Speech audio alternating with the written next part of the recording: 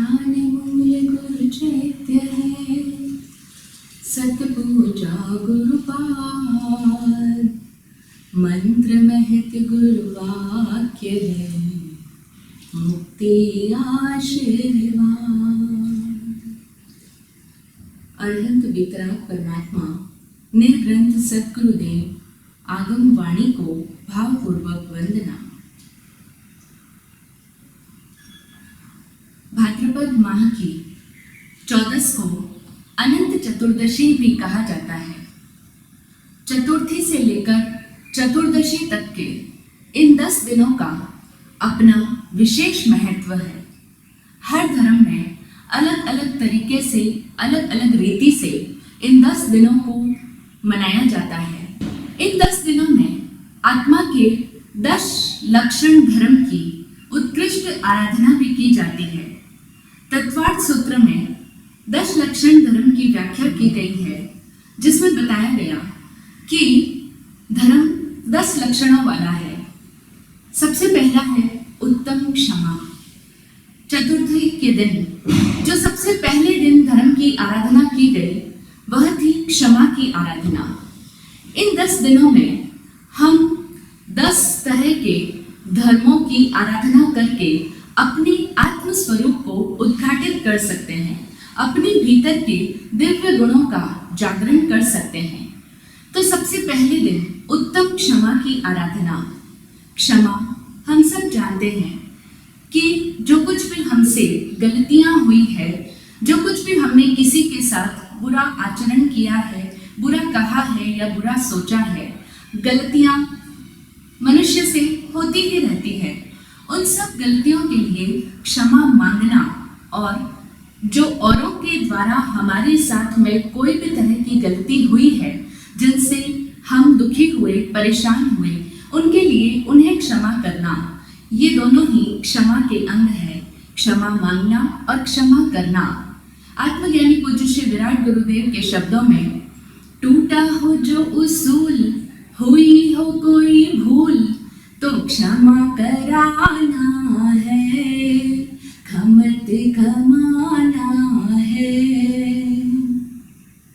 क्षमा की आराधना करने के पश्चात आत्मा के भीतर से दूसरे सद्गुण को विकसित करने का दूसरा दिन जो यह संदेश अपने साथ लाता है कि उत्तम मार्दव यानी कि मृदुता का गुण हो, कोमलता हो। कोमलता जीवन में तब आ पाएगी जब एक व्यक्ति अहंकार से रहित होगा। अहंकार जब तक है व्यक्ति के भीतर, तब तक व्यक्ति कोमल नहीं हो सकता। हमारा अहंकार ही हमें दूसरों के साथ कठोर आचरण करवाता है। अपने ईगो में आकर के हम लोग औरों को छोटा समझते हैं और उनके प्रति रूखे हो जाते हैं, कठोर हो जाते हैं, उनके प्रति निर्दयी हो जाते हैं। इसलिए मृदुता की आराधना करनी है दूसरे दिन, जिसमें हमें अपने अहंकार को विगलित करने की साधना करनी है। यह अहंकार हमें अनेकों तरीकों से बहकाता है, ललचाता है, अनेक रूप लेकर के हमारे जीवन में आता है। इन सब का हमें अवलोकन करना है, जानना है और अहंकार से मुक्त होने की साधना करनी है। तीसरे दिन साधना करनी होती है एक साधक को उत्तम आर्जव की, यानी कि आर्जव अर्थात सरलता की। व्यक्ति के भीतर का सहज स्वभाव है कि वह सरल हो जाए, लेकिन अभी यह आत्मा चूंकि विभाव दशा में है, इसी कारण अभी हमारी दशा ऐसी हो गई कि हमारे जीवन में हर जगह पर कपट युक्त आचरण घुस चुका है। हम अपने जीवन में जो भी क्रिया करते हैं वह या तो दिखावे के लिए करते हैं या प्रदर्शन की भावना से करते हैं। तो यह जो दिखावे की भावना है, औरों को इम्प्रेस करने की, प्रभावित करने की जो चाहत है, यही हमसे माया कपट का सेवन करवाती है, कपट का आचरण करवाती है। तो इसीलिए अब हम इस तीसरे दिन की साधना में अपने आप को सरल बनाने की साधना करते हैं। सूत्र कहता है, सोही उज्जूय भूयस्स धम्मो शुद्धस्य चिट्ठै, यानी कि उसी आत्मा की विशुद्धि हो जो कि सरल है, और धर्म सरल हृदय में ही ठहरता है। यदि किसी का आत्मा सरल नहीं है, किसी का स्वभाव सरल नहीं है, वह कपटी है, गांठ गठीला है, मायावी है, तो वह व्यक्ति धार्मिक कदापि नहीं हो सकता। चतुर्थ दिवस संदेश देता है उत्तम शौच की। शौच यानी पवित्रता, शुचिता, शुद्धि। आत्मा परम शुद्ध है, लेकिन अभी हम अशुद्धियों से घिरे हैं। अभी हमने अपनी आत्मा की वह परम शुद्ध अवस्था को प्रकट नहीं किया है, जो कि इस चतुर्थ साधना में जो चौथे लक्षण वाला धर्म है, शौच की साधना करके हमें अपने उस आत्मा के शुद्ध स्वरूप को उजागर करना है। वह शुद्ध कैसे हो पाएगी? क्या है जो हमें अपवित्र करता है? क्योंकि उत्तम शौच हमें कहता है कि हमें अपनी आत्मा को पवित्र बनाना है। तो अपवित्रता कौन सी है जो अभी हमें चारों ओर से घेरे हुई है? वह अपवित्रता है लोभ की। हम सभी लोभी हैं। हम सब लोग कुछ न कुछ पाना चाहते हैं। ये जो पाने की चाहत है, ये जो लालच है, यही हमें अपवित्र बनाता है। इसीलिए उत्तम शौच की साधना में हमें अपने लोभ को जानकर उसका विसर्जन करना होता है। पंचम दिवस, पांचवा लक्षण धर्म का उत्तम सत्य। सत्य की साधना। सत्य का अर्थ होता है वास्तविकता में होना, सत रूप में होना, अस्तित्वगत होना। अभी जो हम हैं वह अपने वास्तविक रूप में तो नहीं है, क्योंकि भगवान तो कहते हैं कि हम सब भी परमात्मा ही हैं। हम सब भी सच्चित आनंदमयी शुद्ध पूर्ण मुक्त आत्मा है, किंतु अभी हम अपने उस सत स्वरूप से अनजान हैं। क्यों अनजान हैं? क्यों अभी हम उत्तम सत्य में स्थित नहीं हैं? क्योंकि अभी हम सब दूसरों के प्रभाव में जी रहे हैं। उत्तम सत्य से हमें कौन भटका रहा है? प्रभावों में जीना। हम सब लोग औरों से प्रभावित होते हैं, दूसरों के बहकावों में आ जाते हैं। ये जो प्रभाव में आना है, यही हमें हमारे सत्य धर्म से विचलित करता है। तो पांचवें दिवस उत्तम सत्य की आराधना करनी है। छठा दिवस संदेश लाता है अपने साथ उत्तम संयम का। यह जो उत्तम संयम का धर्म है, यह छठे दिन मनाया जाता है, और उस दिन दशमी तिथि होती है, जिसे सुगंध दशमी या धूप दशमी भी कहा जाता है। इस दिन मंदिरों में धूप प्रज्वलित की जाती है, इस भावना के साथ कि हमारी आत्मा भी शुद्ध हो जाए, पवित्र हो जाए, निर्धूम अग्नि प्रज्वलित हो जाए। हमारी आत्मा का जो सच्चिदानंद स्वरूप है, वह तभी प्रकट हो पाएगा जब हम संयममय जीवन जिएंगे। और संयम कब भीतर घटित होगा? संयम से हमें भटकाने वाला कौन? पसंदगी और नापसंदगी। जब तक हम कुछ चीजों को पसंद करते हैं, जब तक हमारे मन में कोई चीजें पसंद आती है और कोई बातें नापसंद आती है, जब तक हम इस तरह की मनपसंद और नापसंद के झमेले में उलझे हुए हैं, तब तक हम उत्कृष्ट संयमी नहीं हो सकते। और एक संयमी आत्मा ही महकती है धूप की तरह। तो यह छठा दिन उत्तम संयम का संदेश प्रसारित करता है।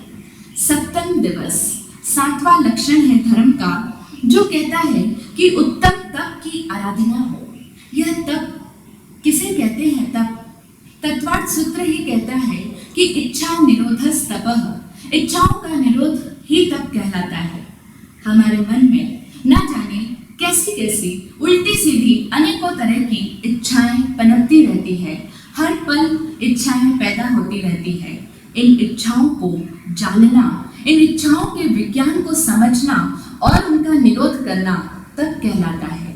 इसके पश्चात जब हम तप की साधना करते हैं, अपनी इच्छाओं का विसर्जन करते हैं, तो उसी के साथ साथ जुड़ा आठवां लक्षण है धर्म का, जो कहता है उत्तम त्याग हो। तप के साथ त्याग भी जुड़ा ही है।